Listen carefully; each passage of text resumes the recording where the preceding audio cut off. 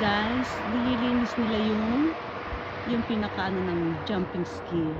Kasi may gaganapin daw po dito, National Winter Game, jump ski, kaya pinapatag nila. Ayan. Alam niyo ba nag-shooting dito si Joa de Santa Maria? Ayan.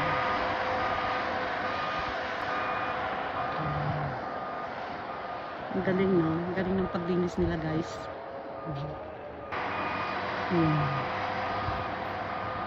Pinapatag nila yung jumping stadium.